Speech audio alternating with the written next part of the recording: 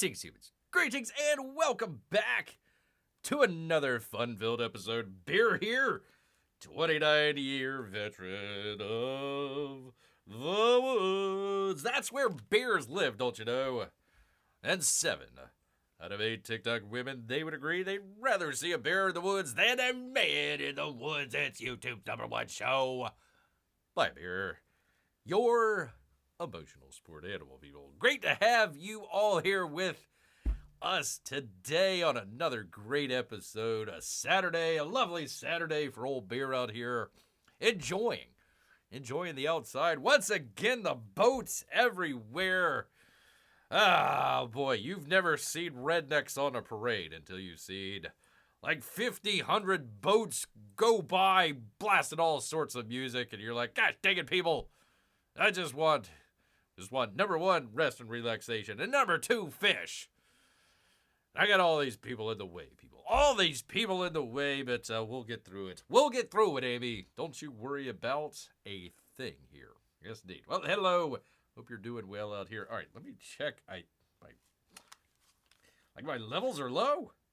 No, levels are fine. Levels are fine. It was just the headphones that were a little bit low. We will, people, endeavor one of these days to do a professional show. I ain't no breaking to you, but it's not going to be today, but we're going to do our best efforts. What? I'm like 2 minutes in and I've already screwed it up. So we will stumble back on track, right the ship, get the train back on the tracks, figure out how to do a professional show here, people. But I want to say thank you all for showing up here. Let me just jump right on into it because I've got a campaign update for you great people out here, including from, well, let me get to it. Titan, Mouse of Might, Miasma, Gary Shipman, which I've heard, pardon me here, people. I've heard that he had, it sounds like Titan number 10. So he's been releasing volumes of 3 each. So it would have been Titan number 9 that ended it the last time. So he's coming out with a new Titan for you good people. Hopefully it's going to do better than 13704, people. I'm going to see if they actually end up doing another Comicsgate live show. Maybe asking old Uncle E if he might bring on one Gary Shipman to the show and see if we could get some books sold that way here, people. Yes, indeed. Nice. How's Gary doing? Well, I haven't talked to Gary. You know, we're not like pen pals or anything like that, but I would assume he's doing okay. I just happened to see it in the community post. It was coming. He was going to make an announcement for Titan, I guess, 10. Titan X, if you will. So we shall see, Amy. We shall see. But next time I see Gary, I will ask him.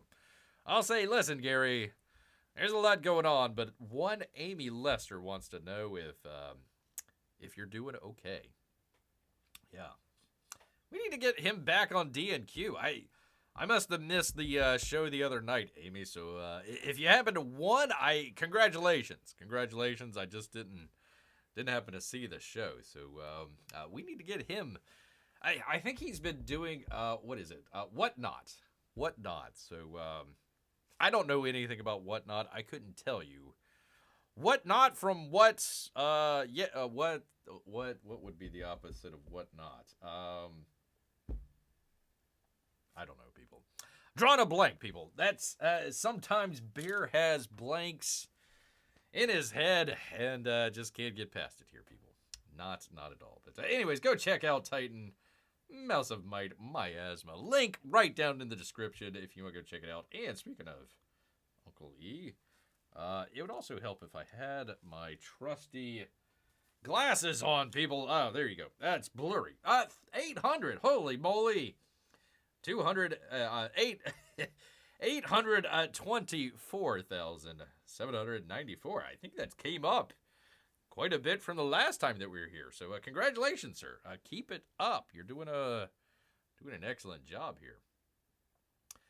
Let's see, I'm at work, so I'll be in and out possibly, says Peebo. Well, gosh dang it, P-Money. The one day that I was going to be talking about the Edmonton Oilers versus the Florida Panthers. Well, I guess we'll just have to broom that. And, Amy, I guess we're going to do no, we're not going to do a fashion show, I promise you. We will not do a fashion show. I got to wait till P-Money is actually here and not distracted. And then we'll do our semi-annual fashion show. But we will endeavor to move on here, people. I'll probably be might be mostly just listening to Bears news stories of the week. And we got some great ones, P-Money. We got some great news stories this go around, so hang tight. Hang tight. Anyways, 824, almost 825. 7,336 backers. Congratulations. Yay, says Amy. Oh, yeah, wouldn't want P-Money to miss out on the fashion show. Yeah, I can't do that. You know, you got to sneak it in, Amy. You really got to sneak it in. You got to have P-Money or other people coming in thinking, oh, okay, it's going to be this type of show. And then at the last minute, you kind of switch it up on them and say, aha, now it is a fashion show. I almost did it. They had some sort of AMA awards that nobody went to. But like J-Lo had like 20 different changes of dresses. So I was thinking about doing the different, like 50 shades of J-Lo, but I decided against it. Although I'm interested to know how Bear feels about a replay of hockey with Edmonton once again facing Florida. Well, watch out, Edmonton. You're probably going to get your best players knocked out, and you're going to go to the NHL Players Association, the team up there in Toronto to say, hey, won't you check this out? And they'll say, yeah, no. Kind of like the refs in the Tampa Bay, Florida game. They're like, huh? What? Who? Where? They're doing their best Stevie Wonder impression. Like, I didn't see nothing, man. I'm Ray Charles over here. I didn't see nothing going on. Oh, wait, no, I did see the Tampa Bay guy. Yeah, I saw him over there. But Florida, huh? What? Who? Huh? Where? Yeah, that sort of deal. That's going to be my impression. But, I listen, I don't know. P-Money, you're going to have to twist Bear's arm here. I'd like to keep it in Florida, honestly, but I will reluctantly, very, very reluctantly, root for Canada. I think that we should have something in there where, if Canada loses, they become the 51st state. So they'd have a little bit more to play for other than the Stanley Cup. They're playing for family and country as well. They don't want to become the 51st state, so that might be a way to go about it. So the refs are a little bit squirrely. That's an understatement, Amy. They literally knocked out the goalie for Toronto. Florida did. He was out there puking on the bench. He came over and just like hurling. Never saw him again for the rest of the series. I think, what was that, P-Money? Game 1 or Game 2, maybe? Might have been Game 1, I think. I don't even think that got out of the first period. That guy was puking on the bench. Never saw him again. So, yeah, the refs, what? Puke? I don't see nothing. Carry on. Carry on to Chuck. Carry on, Sam, what's-his-face. Go ahead, Reinhardt. Anyways. Yes, I know, Amy. I know. P-Money says, well, where I live in the prairies right now, we're dealing with wildfires like California. Watch out. Watch out. Hopefully your governor isn't in, like, Mozambique or whatever the heck the LA mayor was there. And they're like, we got no water in our fire hydrants. Whoops-a-doodle. Whoops-a-doodle. Make sure you pay your taxes, though.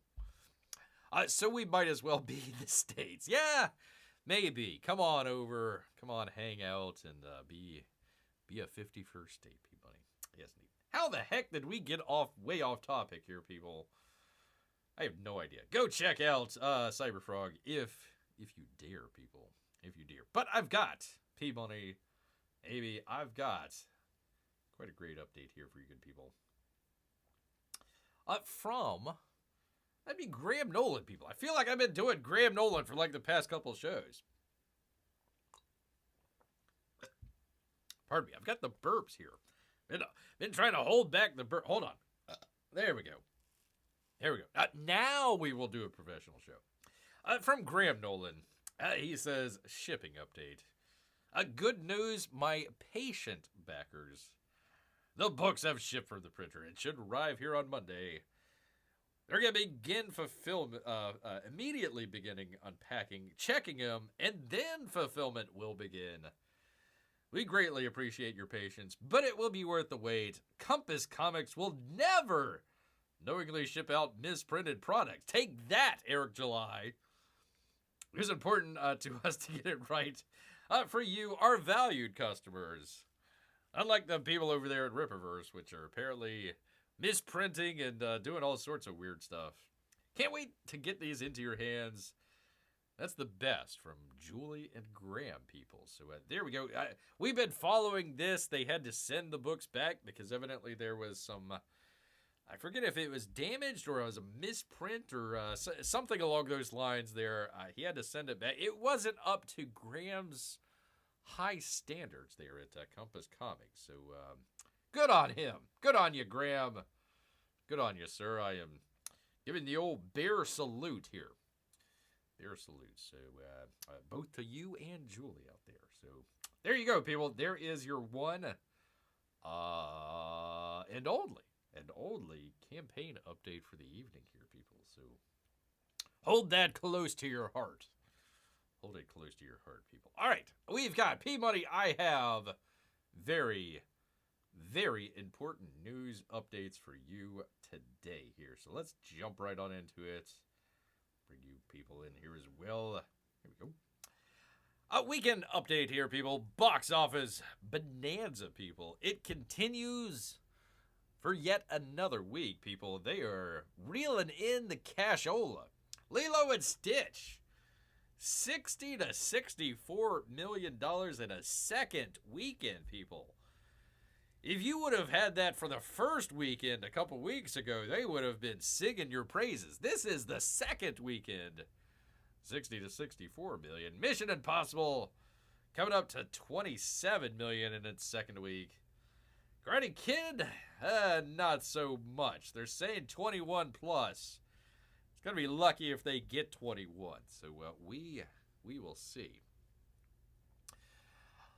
We are still, wait, what? Hold on. Yay. Let's see. We are still, so I'm assuming next week is our monthly awareness info. Yeah. Oh, we are still in May. We are still in May. Yes. P-Money Bears thoughts on that is why do the month ahead? I know it's tomorrow. Bear has a tenuous grasp on the concept of time, but, I can't read a calendar. So, no, we're only going to do the months of when it turns the month of. So if it happens to be on the 3rd or the 4th, that's when we're going to do it, people. So you got to wait till then. Yep, says Amy. Wednesday indeed. I do not have... Look, okay, I got Lilo and Stitch. I got Marvel Skip It Out. I got Superman story. I got another interesting story here. And I got a space story as well, people. So we've got plenty to talk about. So, no, I do not have any months of. I haven't looked ahead, so... Sorry, I got nothing for you. I know it's something called Pride Month. I'm not really sure what that means, people. Apparently there's some sort of... very happy people out there, I assume. I'm not really sure how all that works, but there's something called Pride Month, apparently. Not really sure how that works out, people, but we'll get into that on Wednesday, P-Money. We'll get into that on Wednesday, man. All right, back to it here. From Anthony D'Alessandro, or a deadline. Let's see. It's a solid weekend following the Memorial Day holiday with all titles $144 million, people. 117% plus from last year, people. So there they go. They're saying rejoice. No, it's not the biggest for the post 4-day holiday during the post-pandemic times. Weren't they doing oh, no, they did do the 4-day. Mission Impossible was only 3-day. They were trying to mess around with some of that. And it belongs to 2023 when Sony's all-pleasing fanboy, and some might say fangirl, animated movie Spider-Man Across the Spider-Verse led all titles to a $205 million marketplace. However, out of 22 weekends in 2025, pardon me, got the freaking burps here, people. 1 second. Man, it's like right there. I hate that. I hate that when you're trying to talk and you got it like right there. Yeah, tough. Anyways, 22 weekends in 25, only 10 of them have grossed north than 100 million plus, people. He says, I'm sure those novelty popcorn buckets and the circuits are still flying off the counters. Yeah, all right, man, all right. Let's go. Tale of the tape, people, as all of you are waiting here. Lilo and Stitch, look at this, people. 4,410 theaters. Holy macaroni. At $17 million on Friday. Now, a negative 70%. That would be bad news. Bad news. But that's just the Friday. Again, we had a long weekend last weekend, so it's a little bit off. They're actually estimating over the 3-day weekend basically 60%, which is... it's okay. We usually look at week over week. Now, let's see. What they also might be doing is comparing the 4-day to the 3-day last weekend. I'm not exactly sure how they're doing that, but 50% you're doing really good. Anything less than 50%, you're doing awesome. You know, the drop-off. Usually that means good word of mouth. People are telling friends, or they're going back the second weekend to go see it, you know, the second or third time. So they're right in there, $60 to $64 million. They are looking at 277 to 281 for 2 weeks. So, you know, you got to say, good on Disney. Good on Disney for that. A lot of people are loving their Lilo and Stitch out there. So, it's in plenty of theaters. Plenty of theaters, people. Mission Impossible 2, Final Reckoning, it actually gained 4 theaters. They're also down 70%. Again, it's a Friday long weekend compared to a normal Friday weekend. So I don't know if that would be super comparable. They're saying the same, 58%, $26 million over the weekend. So they're doing good. They're doing good. 122 over 2 weeks. It was about a $400 million film. But they kind of split that between the 2 films that they were making. So we don't have like quite a great grasp on exactly how much it made, because they essentially they didn't quite make them back to back. But the biplane sequence, that was literally finished right after they did the part 1, I should say, the previous film. So they went and did that, and then they took a little break for a while, and then did the rest of the movie. So, you know, you could say a little bit of that biplane sequence would have been part of the previous movie. I don't think it would have cost $100 million, but anyways, in between there, Karate Kid 3, P-Money, he says, isn't the Karate Kid in his 30s? He's not a Karate Kid anymore. More like a Karate Kid elderly. A Karate kind of elderly. What would it be?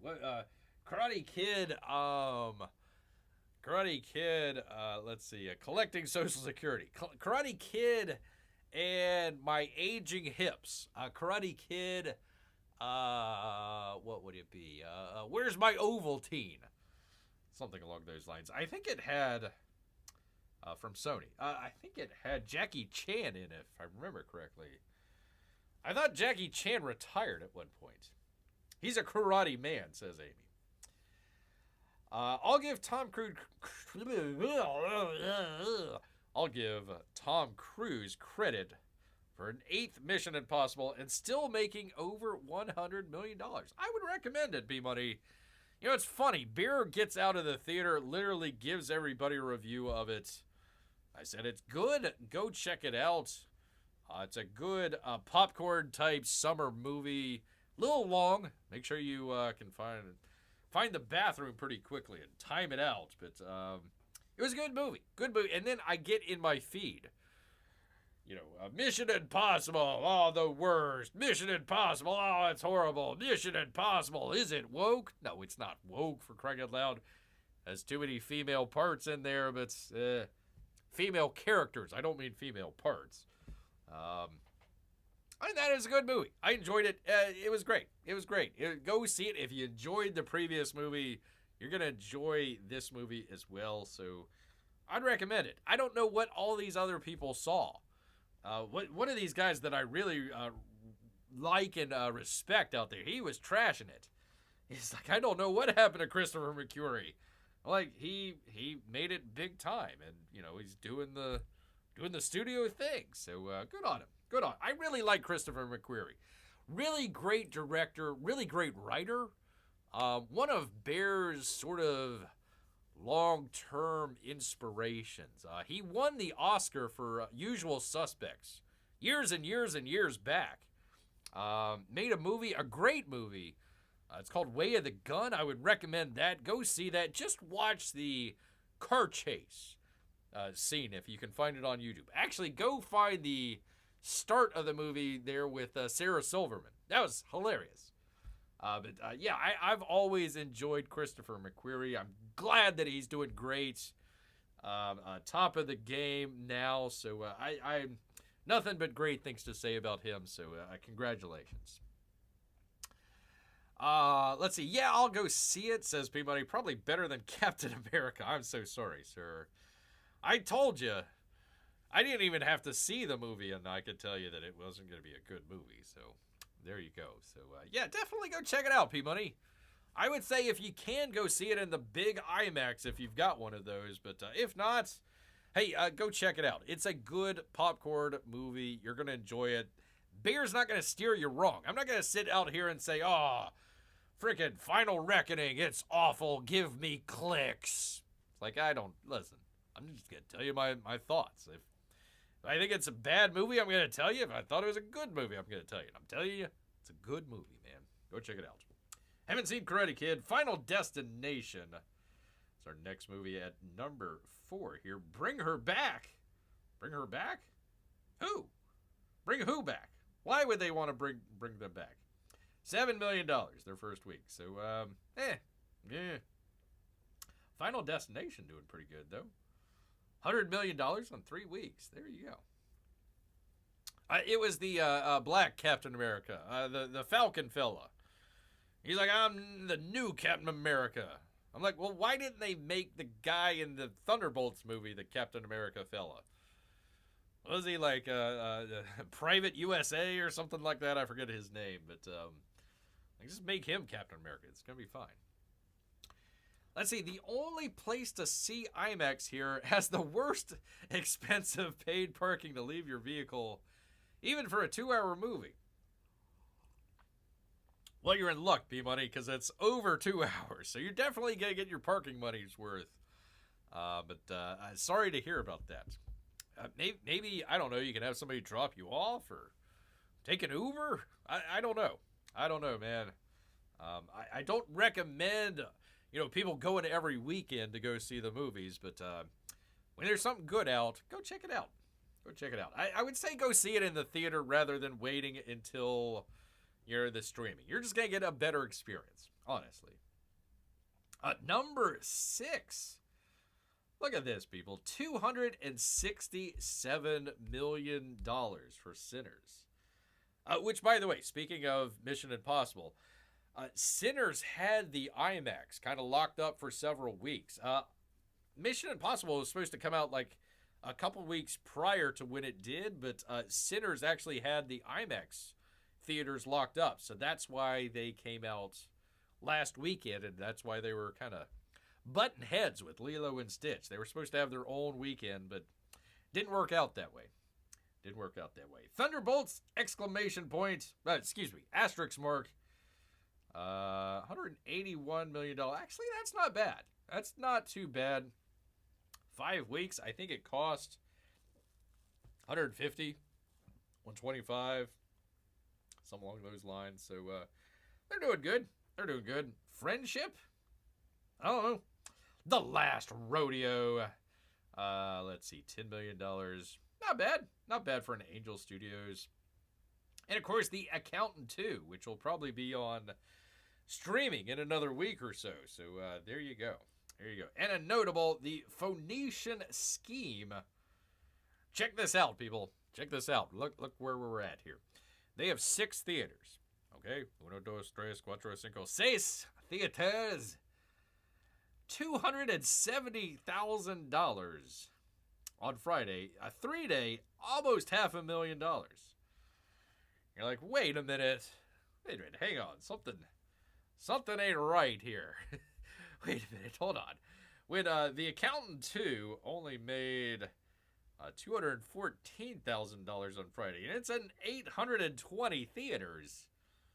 How do they get 6 theaters, and they're doing just about the same? How did that work out? How did that work out? I'll tell all my friends, a friendship is only worth $12 million apparently. Yeah, or even less. Here we go. So here's a little asterisk marks on the Phoenician Scheme with what's his face? Wes Anderson. Wes Anderson, and his tweedly dumb theater. You know, I make fun of James Gunn just doing the static shots of stuff, but yeah, Wes Anderson takes the cake on that one. They're doing really well. $95,000 from 6 New York and LA theaters. Like, wow, that's quite a lot. Angelica in New York led all the theaters with $78,000 in one day. You're like, wait a minute. Hang on now. There is something odd about that. There is, people. You thought you were paying a lot of money to go park. $62 ticket. $62 for one ticket, people. That's in New York City. I don't even count parking. Crying out loud. $62 for a, quote, immersive experience, they say. And, of course, popcorn. Yeah, I better have an immersive experience, all right. Crying out loud. I better get, a little immersive on the wang or something like that. That better. Who is in this? Who is in this Phoenician Scheme? 1 second here. Hold on. Look at Phoenician Scheme. Who is in this? Who's Benicio del Toro, Mia Stapleton, and Michael Cera. All right. Whatever. Was it a live show? No, Amy, it was not a live show. It's one of these like Tweedledum shows out there from Wes Anderson. He's got a lot of fans out there that apparently are going to pay $62 a ticket for an immersive experience and popcorn. You can pay like $10 for the Minecraft movie, and you'll definitely get an immersive experience, for crying out loud. Not even the Taylor Swift concert on screen cost that much. I know. Who was that guy the other day that was saying, theaters, they are a value proposition as compared to concerts and going to sporting events. And I'm like, yeah?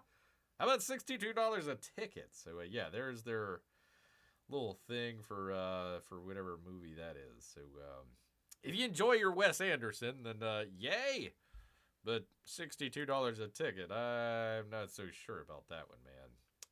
Not too sure about that one. So, anyways, those are the numbers, people. That's what you come to the show for. Not for fashion. Not even, for comic books, or any of the other stuff. No, it's for the numbers, people. Definitely for the numbers, people. Amy, did you go see that? I didn't know that you went to go see the Minecraft movie. If you recommend it, let us know in the chat. I've had my fill of Jack Black for the next 10 years, so I could do without a little bit of Jack Black for a while. That's for sure. Although Jason Momoa looked like he was having a whole lot of fun in that movie for sure. He's always fun. He's not the greatest actor in the world, but he does a great screen presence, and I enjoy watching him. I remember he was on that Stargate show all those years ago, and he did a great job. Even way back. I think that was him, if I remember correctly. Anyways, yeah, great job, out there. All right, we talked about this on the last show, people. Marvel is delaying literally everything except for the Fantastic Four, which apparently is going through reshoots and trying to do a whole bunch of different ending because it's a really dumb ending. They're gonna they're gonna save the universe by destroying the universe, and then hightailing it into the multiverse to like our universe. Like, oh, okay, well, way to save the day, Fantastic Four. Yay. So apparently that is the scoop from old Doomcock out there. So take that with a grain of salt, if you will. Let's see. Amy says, yeah, it was bright and silly, very high energy. I think that's a good way to describe it. The movie felt like everyone, pardon me, burping. Everyone was having fun. So there you go. Listen, it doesn't have to be an Oscar winner. As long as you're going to the theater, not only are you enjoying yourself, but maybe the people around you, you have a different experience when you're in the theater rather than, you're at your house. Of course, you're spending way too much on, parking and popcorn and all the other stuff, but just being in the theater, laughing along with people or, oh my God, oh, you don't go by that door, lady. Whatever the case is, it's always fun. Except for, when the kids or the babies, start acting up or people are talking on the phone or, stupid stuff like that. But, no, it's always good and enjoyable to go out to the theater. Yeah, good popcorn flick. There you go, Amy. There you go. Speaking of not popcorn flicks, or coming to Hall H in 2025 and skipping Comic-Con entirely, that'd be Marvel Studios, people. They are skipping it for the first time in many, many, many, many, many years. Anyway, says I can predict 90% what occurs in the next 2 Avenger movies. Oh, okay. Let's see. I ticked off my wife because right before we watched Infinity War, I says, I bet it will end with Thanos killing off half of the universe. Well, you were correct. Ever since, she said, keep your predictions to yourself. She won't let me tell her my predictions for these films. Well, don't ruin it, Peabody. Don't ruin it. I don't know. Listen, I honestly don't care. Don't care. Anyways, the Avengers will have to wait to assemble in San Diego for another year, people. Marvel Studios will have a smaller presence at Comic-Con this year, skipping its annual blockbuster presentation at Hall H. Variete. Oh, by the way, Adam B. Very at Variete. They have confirmed, with Avengers Doomsday moving its release date several months next year, and also for the follow-on movie. The studio is holding its powder dry, sir, for Comic-Con 26, rather than suspend production in London to fly its cast of more than 24 stars. How do you put 24 people on the same? For crying out loud. How do you, what? I guess they got a couple movies that explain everything, but that's way too many. That's way too many characters, man. That's just, unless it's going to be 5 hours long. That's just, more than 24 people? That's just silly. Oy. Oy, oy, oy. I like that idea, Amy. You could write your prediction and put them in a sealed envelope, like Johnny Carson. What was his character name? You'd have the envelope and then you'd open it. He would make the prediction and then open up the envelope and it'd be right in there. So yeah, there you go. There you go. Make a sealed envelope. It's simply because I know the comics these are based on and which characters are appearing in the film. So P-Money has an encyclopedic knowledge of everything going on. Why even bother watching the film? Honestly. The company is still planning panels and events focused on its comics and games, as well as a booth that will play off the release of the Fantastic Four. Good luck with that. Which opens in theaters on the Friday of the annual fan convention. The stars of the film will appear at the fan convention in Mexico. What? Why? If you thought that the Fantastic Four was a really great film and you wanted people to go see it, why not? You can let people know ahead of time, hey, we're going to be delaying the Avengers. They're not going to be here, but you know what? Pedro Pascal's going to be here. Oh boy. And what's her face? And who's his name? And the other guy. They're all going to be here. Come on down to Hall H. Check us out. Go check out the movie that weekend. Instead, they're going to be in Mexico. Okie doke. Since the preview of Iron Man in 2007, San Diego Comic-Con, Marvel Studios has utilized the stage to showcase its upcoming features and make news with surprise appearances and the announcement of new titles. They've got none, people. They got none at all. The studio sat out the convention before. Oh, in 2023 due to the strikes, and 20 and 21 due to the pandemic, as well as 18, 15, and 11, largely due to lack of footage and or news. Well, they weren't pumping out movies left and right way back when. And that's it. And we're still waiting on a Blade movie. Back from 2019. Ay. Man, that movie is cursed, man. Movie is cursed, people. Cursed. Melissa jumps in at the last minute and says, the great Kernak. The amazing Kernak. There you go. Thank you. Thank you so much, Melissa. Great to have you here. So there you go, people. They are not doing too well over there at Marvel, and we're going to see how Fantastic Four does when it comes out in, did they say? On Friday. A couple weeks, I guess. So if you're going to go to Comic-Con this year, there's not going to be a whole lot of Marvel stuff for you to check out. Even the stars from the quote-unquote stars for Fantastic Four are not going to be there. So, whatever, man. Whatever. Well, there goes Marvel. Well, I'm sure DC has got it covered, people. They know what's going on. They got a Superman movie coming out, and it's going to do boffo, people. Or that's what they tell each other. James Gunn's Superman allegedly underwent significant changes after test screening, and the runtime has been revealed, people. Yay! It's like, what? Unless it's like a 4-hour movie. I really don't care if the runtime. It's like, whatever. Karnak the Magnificent. Thank you. That is a deep cut, Melissa. Deep. I mean, Bear is going right off the top of his head, and Melissa's here to rescue Bear with the knowledge from the Tonight Show, way back when.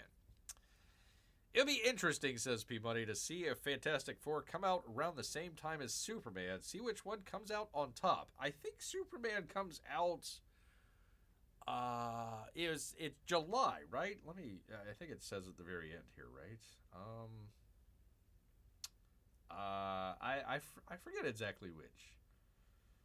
122 minutes. Yay. I think it's next month, if I'm not mistaken. I think it was in July, but is it in June? I forget, honestly. But we'll see. And I forget when Fantastic Four comes out, so I don't know if they come out at the same week or not, but I bet you they stagger. Anyways, J.B. Augustine at Bounding Into Comics. What does he have to say, people? Let's find out. Superman and DC might not appear to be in the same type of trouble as Fantastic Four. Oof. Amy says, I'm more interested in Superman. Well, here we go. God, why does everything have to be center shot and just so blandly lit and just, there's no, man. It's very just workmanlike. It's like, okay, it's fine. This ain't no Richard Donner, man. You can only go along for so long, pumping out Richard Donner tracks, and trying to keep nostalgia alive. It's like, come on, man. Come up with something else. Oh, let's see. How about else? But not everything is empowering. Sunshine and roses with the production. Month and a half. So sometime in July. Thank you, Peabody. July 4th. Or excuse me, July 11th. Fantastic Four is July 25th. I meant which one does better at the box office?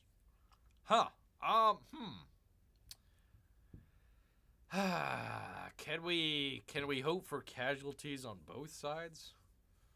Can we? I'm really just hoping for casualties for Superman. I could care less about Fantastic Four.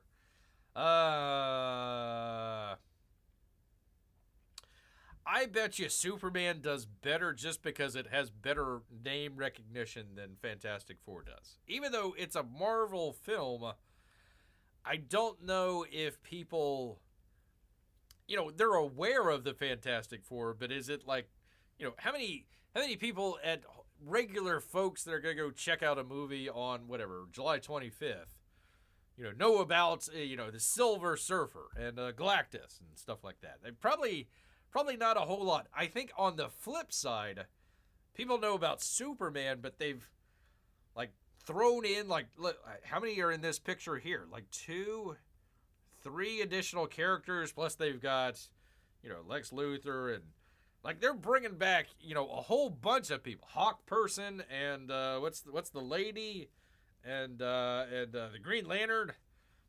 They have way too many people in this film, so name recognition probably more Superman. The best thing is wait till the second week and we'll figure it out then. So I bet you Superman will do great the first weekend, and then we'll see what happens with the word of mouth. Which, by the way, according to a report from World of Real, we're all subscribed to them, aren't we? Tensions are high at Warner Brothers. I was talking about that in the last show. Where the Z-Man and DC studio heads, the Gunn and the Safran, are scrutinizing every frame. Well, how about this frame right here? Why is it always got to be centered? Gosh dang it. What's going on with that? To avoid another franchise misfire, they say. Of course, sources close to the production, they say. And a mixed reception at a test screening that has the studio folks on edge, people. A part of the problem is Gunn's brand of humor. And also, the kid stuff as well, I would say. But that's a whole other story for a whole other time. Which may have dragged the film down in earlier, longer cuts. They say he, quote, leaned heavier on his joke. Oh, for crying out loud. We're going to have a Superman just yucking it up. Oh, for crying out loud. No. Oh, my God. Okay. Reportedly triggering a cascade of changes. Oh, God. Because his superiors were not entirely sold. Which, by the way, the Gunn and the Safran are studio heads. They're literally the head of DC Studios. So the only other people that are his superiors are DeLuca and Abby, which sort of kind of have hands on. The only other people are, the Z-Man and his direct lieutenants. That's it. So if the CEO of the entire company is like, yeah, I'm not so sure about this one, might have some issues out here. Might have some issues. You know what? Less color would sure help this comic book movie, says Amy. I'm not saying the color. I'm just saying the lighting in here. It's all just, look, right here. Same lighting. This is supposed to be a dark scene, but it's still brightly lit. You can see everything that's going on. Again, it's, I complain about the Batman being so dark you can't see it, but everything's center frame. Let's see another one. Literally center frame. God, I bet you he had like the horizon line on there. Okay, no. We gotta make sure this is center frame like everything else. And it's supposed to be a dark scene, but let's make sure that it's brightly lit in the center there. Yeah, it's just, oh, God. Ah! We could do another Deadpool gentleman's bet, says P-Money. Once again, I was saying that Deadpool had to do really well, otherwise they would be really, really in trouble. The whole system would be in trouble. So I wasn't saying Deadpool was going to do badly. I was saying watch out. All right. Personally, I think, says P-Money, Fantastic Four will do better, even though I don't think either movie will be a monster hit. Let's see. Okay. All right. We will make that gentleman's bet, P-Money. I will say that Superman, I'm just going to say in the first weekend. We'll compare first weekend to first weekend. Okay? First weekend to first weekend. Gentleman/Bears bet here. I think Superman's going to... I don't want it to do better. Let me go on record. I want Superman to flop and flop hard and take down a good chunk of DC Studios and also Warner Brothers Studios for various reasons. Right, Donald Faison? A little bit of side eye there. Yes, there we go. Handshake. So, yeah, I would like to see Superman bomb, but I think it's going to do well just based on name recognition. I think when people see it, and where was it? Where were they saying? The brand of humor. Yeah. We'll see how that goes. And way too many characters. We'll see how that goes on the second weekend. But, yeah, I bet you Superman's going to do better than Fantastic Four. Handshake. Superman can still flop and still do better than the Fantastic Four. All right, listen, we're not saying flop or not flop. We're just saying strictly numbers based which one's going to do better on the first weekend, comparing first weekend to first weekend. All right, back to the article. Changes including tone. Oh, my God. We need to change the entire tone of this entire movie. We only have a month and a half to change the entire tone. Get rid of all that James Gunn. We brought James Gunn in here for his unique brand of humor and also the kid situation. But, gosh dang that James Gunn and his unique brand of humor. We need to change the tone. Oh, boy. Couldn't happen in a nicer group of people. Let's see. A runtime that stands at 122 minutes at last counts. A trimmed comedic bits. They're not sure if it's going to have interdimensional cyber monkeys trolling social media. Good God. Who thought that... You know what? We here at DC Studios and Warner Brothers, we're not going to start production. We're not even going to think about production until we have a solid script in our hands, says James Gunn. You know what? We need to take out that interdimensional cyber monkeys after we've shot it and spent all that money. Don't you think maybe somebody should have read that script other than James Gunn to say, hey, wait a minute, James. Hang on just a second. Interdimensional cyber monkeys? I don't know if that really belongs in a Superman movie. Not so sure about it. And instead, they shot it, apparently, and then they're going to cut it. So, good job, James. Good job. Which movie will do less worse, says Amy? Yeah, that's a good question. They also, here's an editor was removed to facilitate... What? An editor was removed to facilitate a straight... So did they... What? I'm trying to figure out, did they take a editor off of another production? Or they had to remove the editor from this movie to bring somebody else in, apparently. It's oddly worded here. They also hear an editor was removed to facilitate a slight reworking. Just a slight reworking of the film structure. No biggie. You know what we need is a completely different editor in this film. Oh, okay. That doesn't look too good. The report adds some key sequences were shuffled.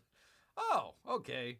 Nothing like shuffling key sequences in your film. And minor scenes were added during recent reshoots. and a slight shift in how the story was being presented. Oh, that's a nice way of saying we completely redid like a quarter of the film. Holy moly. Holy cow. They took out it. Okay, hold on. Let's go back here. Let's go back. They cut down the runtime, apparently. Trimmed comedic bits that weren't working. Possibly interdimensional cyber monkeys. They brought in a completely different editor. They say slightly. They reworked the film structure. They shuffled around key sequences. If you think that your script is airtight and you go shoot all that stuff, you don't get into the editing bay. You could, but you don't normally get into the editing bay and then say, hey, editor that we've had editing this film, get out of here. We're going to bring in somebody brand new and we're going to shuffle key sequence and then we're going to go film minor sequences. Hey-o, minor stuff. During recent reshoots and think that, yeah, that's all good. It could be, but man, oh man, that's going to be interesting. Holy cow, and then, we're not done yet, people, and then another composer was hired to reshape the score. Probably because they were leaning way too hard on John Williams' score. That's all that they had. They had a fun dog and they had John Williams' score, and that was it, people. That was it. Holy cow, they brought in another composer. Woo! Now, listen. Sometimes, the Mission Impossible, the previous film, they brought in the score at like the last minute for that film. It did great. They did an excellent job with it, but man, oh man, okay, sure, a couple reshoots here and there, but, in addition to everything else, okay, we're bringing in another composer to reshape the entire score of the movie, which also goes back to, reworking the film structure. You got to kind of, you hope to have the score and then kind of put your pacing to it, or just have the pacing and then bring in somebody to work on the score. Either way, but holy cow. Well, an insider called it a slight just a slight.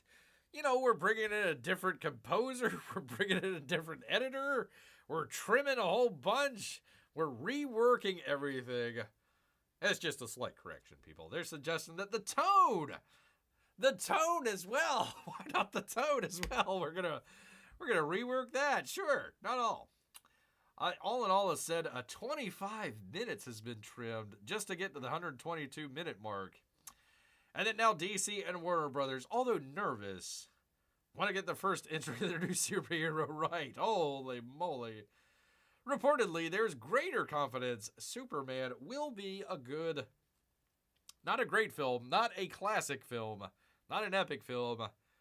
It's great confidence that Superman, after all this work, it's going to be a good film. It's going to be good. Be okay. Be all right. That's fine. It's fine, Amy. It's fine. Just got to rework the structure. If they made a goofy movie and had goofy music, they'd have to redo the score. When they restructure the whole film, Amy, you're reading between the lines here. I've trained you well. Is that like saying World War II was a slight skirmish? Yeah, just a little border war between Germany and Poland. Nothing to worry about here, people. Nothing to worry about. Just a slight skirmish over there in Europe. Nothing to be too concerned about here, people. Let's see. One viewer on X shared a suspiciously similar but more basic report about the movie recently. Take it with a grain of salt, people. I've been told... Oh, okay, so it's secondhand. All right, well, here we go.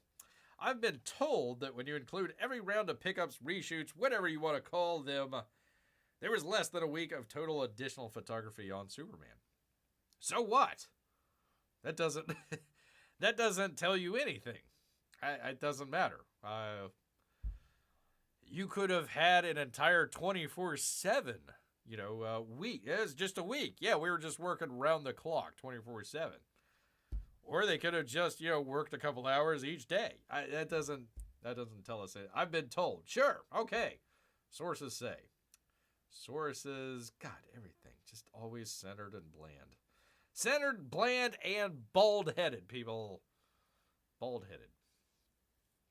There was some minor disagreement on some policy issues between Germany and Poland all those years back, people. That's true. Oh, well, I had another one here, Amy. I don't know if I want to go through this one or not. This is kind of an old school Hollywood kind of story. I wanted to do kind of a compare and contrast. I might kind of, I may want to truncate this a little bit. This is a long article. Very long article about this fella here. Barry Diller. Let's see. Beverly Hills Cop. Let's see. Does it say in here? Let me see. Beverly Hills Cop. Flashdance. Terms of Endearment. Saturday Night Live Fever. Raiders of the Lost Ark. Launched the Fox Network. With a minor TV series like, The Simpsons. Married with Children. 21 Jump Street. So this is kind of one of these old school, he gave this untested, unknown fella named Steven Spielberg his very first movie. He helped out a couple people along the way. Anyways, he had a book that came out here. I might want to truncate this just a little bit here. By the way, if you ever want to read up, go check out Robert Evans. He's an interesting fella out there. Robert Evans was. Where was I? Gosh dang it. But I wanted to just make mention of some of what's going on here. Kind of compare and contrast. Let me just jump into this. I would recommend, if you got a moment, go down to the description. I got a link down there if you want. Maybe some weekend reading. It's a very good interview. P-Man says, oh my goodness, I haven't thought of Johnny Depp in 21 Jump Street in forever. Well, he was the guy that helped get little old Johnny Depp into a little unknown thing called 21 Jump Street. So, there you are. Anyways, what does he think? Now, what's going on, man? What's going on? I'm just going to jump straight, meter res, right into this. He's asking about Hollywood being run by by tech companies. He says that Netflix, Amazon, Apple, they control the game now, but they don't have any real roots in the community. Didn't grow up yearning for Hollywood. They don't care about the history, its mythology.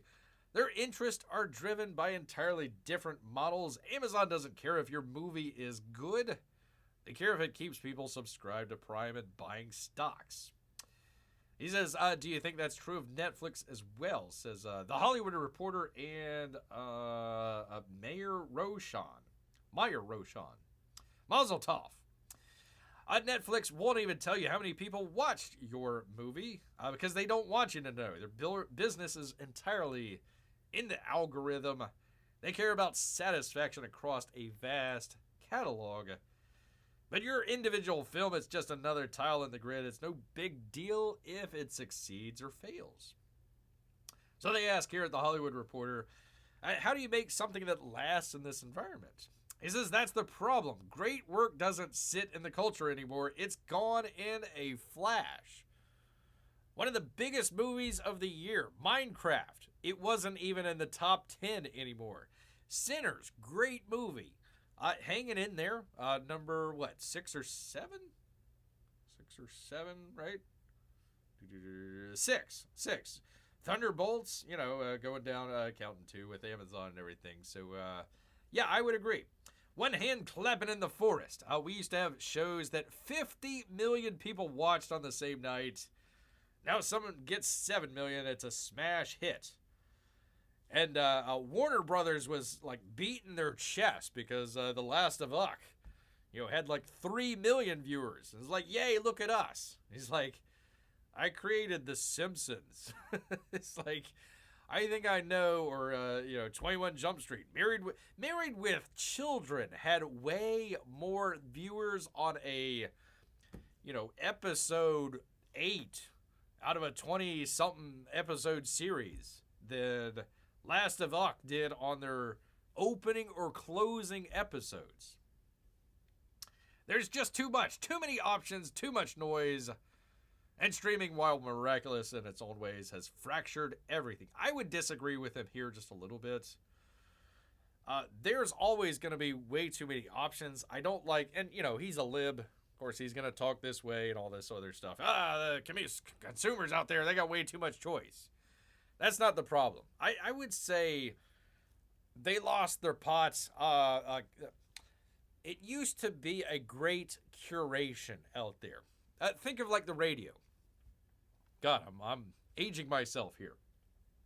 You had your DJs, and you had your songs in the rotation list and everything. But every once in a while, they might pull out a B-side or something like that and play that, or an artist that you hadn't heard of that isn't in the rotation. Hey, hey, DJ so-and-so out here, go check out the newest from blah, blah, blah, blah, blah. And people would find out about that. Now you go on to Netflix and it's like 100 tiles and you don't know what's good or what's bad. So I disagree with them there. But let's see. Is that why you got out of the movie business? Asked Hollywood Reporter. We stopped producing movies a couple years ago. If we were starting out today, I don't think I would do it. Now this guy came out with like Raiders of the Lost Ark. Just minor movies like that. I don't think I would do it. It's not about the breadth of the audience. It's about the sense you were part of something, that your work had cultural gravity. That's hard to feel now. The community is gone. They say, is it nostalgia? Do you believe the system was better then? It's not about better or worse. They say, I'm sorry, I don't know why this keeps doing that. They used to be kind of inbred, incestuous kind of town. To quality, that was actually pretty good. It breathed its own air. It smelled its own farts. It had a small town feeling. Now it's just an outpost of the cloud. What about the audience, they asked. Does it care anymore? We used to make movies or TV shows that you could immediately feel the impact, he says. People talked about it. It lingered. A hit movie could live on for a whole summer. Now things drop on a streaming service, maybe a trend for a weekend, and then disappear. And I would put Superman right up there with it. Look how fast Superman's going to fly out of the theaters and come into Max. Pardon me, HBO Max. What would you say? 6 weeks? 8 weeks, maybe? Star Wars, that was in the theaters for like a year and a half. Raiders of the Lost Ark, that was in for probably 6-8 months, something like that. So yeah, I would agree. Let's see, Indiana Jones, yeah, those minor independent films, yeah. And then the record companies bought the radio stations, and music never really recovered.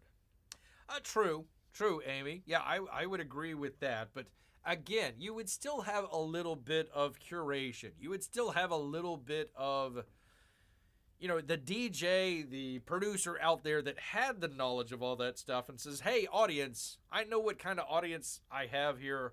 You might like this. It could work, it could not. But instead, we have like, okay, here's what we have here. Go for it. Choose something.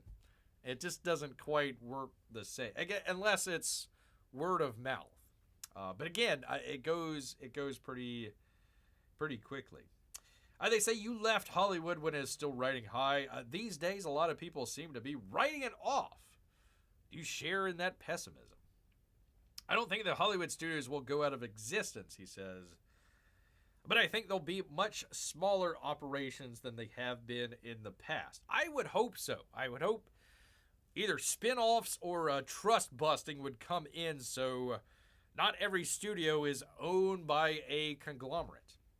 The days of dominating media have passed, and Hollywood will never recover from that. Hollywood is now under the dictatorial realm of the tech companies, so they're a smaller piece of the pie. Ain't that true? Ain't that true? You've been pretty critical of the tech overlords' impact on Hollywood. What don't they get about entertainment? He says they're just different. Their brains are trained differently. Their tech is binary ones and zeros. You have these giant corporations controlling the culture, now where the person at the top has never actually made anything. Whew. It's astounding, he says. They're overseeing entertainment without ever having touched it. System designed for predictability and efficiency. Exactly the opposite of creative work. That's the tension. Someone like Steve Jobs, now he was an artist, and Edison, but those kind of people are rare. He says, I actually think Bezos is closer to Jobs than most people give him credit for. He's got enormous wisdom and a giant head, but most of the others are pretty flat, including Musk, apparently. They say, you mentioned in the book that you never use data. This is what I'm trying to get to here, people. Never use data on your research to guide your creative decisions. Why is that? They say because data can't predict anything meaningful in creative work. It can't tell you if something's a good idea or bad idea. I can't tell you if a performance is brilliant or flat. You know, back in the day, we had all those dial test screenings. People turning a knob when they liked something or didn't. Utter nonsense, he says. Garbage in, garbage out. You have to trust your gut. That's the only thing that works. Most people are so insecure about keeping their jobs, they need data to justify every decision. It's like, don't blame me, blame the data. I prefer to go with my gut. That's what we were just talking about here. Underwent significant changes after test screening. Now, if you wanted to go after James Gunn and you wanted his particular brand of humor to run your entire studio, then you say, James Gunn, come on in, do your thing. We're going to sit. They gave him all of the power, and then when his movie comes up, they come in like vultures and say, okay, well, we got to get rid of the composer. We got to get rid of the editor. We got to throw out this humor. We got to do it. I'm not saying it's good or bad, but that's what they did here. That's why Barry Diller is like saying, no. They ask, has your gut ever steered you wrong? He says, oh, endlessly. I've backed plenty of turkeys. They didn't list those. But the process is still better than anything else I know. It's how I've always made decisions, with his gut. Whether it's a show, a movie, or even an ad campaign. He says, I remember recently we were casting a voice for the new Hotels.com campaign. We tested 4 options, and the worst, whiniest voice tested highest. I said, nope. We're going with the one that actually sounds right, and we did because your ear knows better than a darn focus group. Warner Brothers Discovery. So, very, very interesting article. I wanted to compare and contrast kind of old school Hollywood with the new tech stuff that they have nowadays. So, anyways, a very, very, very, very, very, very, very, very, very, very long article. I recommend go checking it out here. They talk about his book and all this other stuff, and he came out as gay and yada yada yada. It's like I don't care that he's gay. Just make sure you do good movies. It doesn't matter to me. So, very interesting article. If you want to find out stuff about old school Hollywood and how it kind of ran and everything and why, some people are nostalgic for that, go check it out. Hollywood Reporter. It is in the description, people. Let's see. Oh, holy cow. Let me go, let me look this. Let me go back with the chat here. 1 second, people. Let's see. I wonder what the budget on Indiana Jones was. I got no idea. Amy comes back $20 million. They made Raiders of the Lost Ark for less than $20 million. What is that in today's money, though? Let's see. They made it back in the 80s, so I would guess probably a $80 to $100 million movie these days. I would assume. Thanks, Biden. Probably right around there, I would imagine. But yeah, factor in 200 million back then, so probably I don't know, close to $1 billion, I guess. So yeah, pretty good. Would Mr. Gunn, oh, for crying out loud, Amy, would Mr. Gunn be better for a Superboy movie? Oy, oy, oy, oy. I'm not gonna go there, Amy. I am not. You might want to trick Bear, but I'm not going there, man. Not going there at all. Let's see. P-Money says, I actually wonder, not including inflation, is CGI cheaper than practical effects? Boy, does that depend. Boy, does that depend. I'm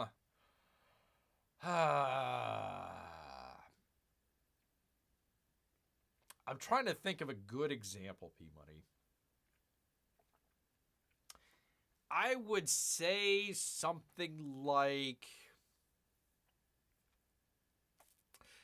Total Recall, okay? Let's just say Total Recall. They had some computer graphics in there, but it was mainly like mats. It was mainly what they call mats. Essentially, you're shooting, let's just say your characters, your actors on the stage, and you see the characters, and then you're putting in essentially like it was like an early version of a green screen. So you'd have a completely different background in the background. So Mars, for example. And then they had the practical effects of, Quato, within the guy's gut. That was all practical effects. You could probably do it for CGI, but would it look as real as the practical effects do? So I think your question is better asked, is the practical effects, does the CGI look as good as the practical effects for a cheaper price? That would be a better question to ask. And really it depends. I would say nowadays it's cheaper to do CGI because you have way more CGI companies than you do practical effects companies. Back then you had more practical effects companies, so you could choose between them.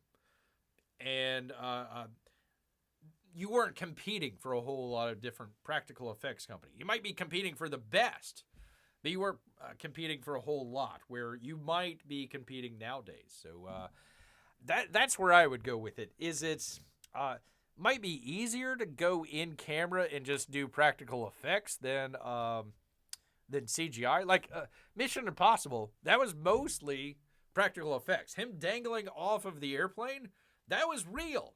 That was 100% Tom Cruise dangling off an airplane.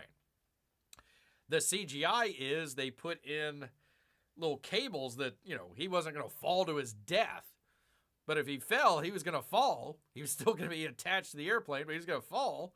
He was doing all those stunts. The wind was still, battering his face and everything. All that was practical effects, but they just used CGI just to take out the cables. That was it. So, it kind of depends. Kind of depends on what you want to do. Amy gives Bear a big number. 77... $77 million, $621,116.15. There you go. Three Boob Lady wasn't CGI, P-Money. Those were real. Well, they might not have been real, but they were real enough. So you spend $75 million movie and make $750 million. Not bad. Not bad at all, sir. It just seems to me even a single smart person with a decent enough laptop can do decent CGI. Okay, here's where it gets interesting, P-Money. Yes, CGI costs have went down. Yes, but your audience is expecting that much more, right? So let's just say, for example, the filmmaker with the laptop could probably make the CGI dinosaurs that were in Jurassic Park by himself using Adobe effects and some good training in there, and he can do that for a fraction of the cost. But when it goes out, people are going to say, "Oh yeah, that looks like Jurassic Park from whatever 25 years ago." Longer than that, right? 20, almost 30 years ago. So they're going to compare. They're going to compare that. So they're going to say, "Yeah, that doesn't look that good," as compared with, gosh, I'm trying to think of a good. I guess again, Total Recall would be a good one. Look at Total Recall then and see how much it still stands. Let me give you a better one. The first Mission Impossible movie, with the train sequence at the very end. That sequence still holds up today. They were using cutting-edge effects way back then. It still holds up. But stuff from the same time period might not still hold up, even though they spent a whole bunch of money on it. So, and it also depends how well that gets factored in. Gosh, I don't have it here with me, but I've been complaining about the Superman kaiju monster. You've probably seen it in some of the trailers and some of the stills where he's out there fighting that big monster. And I'm like, this monster just looks god-awful. It looks like it came from a single guy there on a laptop, came up with Adobe After Effects of a giant monster and just composed it into this scene. It doesn't look good at all. It might have looked great 25 years ago, 30 years ago, but it doesn't look good today. So it kind of depends on where you're at. So there you go. Thanks, Bear. This is an interesting discussion, says P-Money. Sure thing. This might be an interesting subject to look into more into a future episode. Okay, all right. Oh, Amy has to head out. Off to read, she says. Off to read. Well, Amy, I hope both you and Melissa have a great weekend, a great Sunday tomorrow. Enjoy your reading. Come on back here Monday where we're going to do another chat council. Hope to have you then. Well, people, I did have one extra thing, but I'll save that for the next time. We had a great little discussion, as P-Money says, on kind of classic Hollywood compared to these days. CGI then, CGI now. Interesting stuff, people. But let's leave people. Let's leave P-Money just a little bit hungry here. We'll go ahead and wrap it up here at the very end. Amy's got to head out. So that means Bear will go ahead and head out as well, people. Want to thank Amy and Melissa as well for showing up. Telling Bear, what was it? What was the name of it? The great, what was his name? The great, Sharnak. Sharnak the Magnificent. Thank you so much. And of course, all of our Russian bots and lurkers. Make sure you hit that thumbs up button for Barry. He would definitely appreciate it. But you know what? All of this talk about classic Hollywood has made Bear hungry. So he's going to head back, people, into the woods. So until next time, grrr.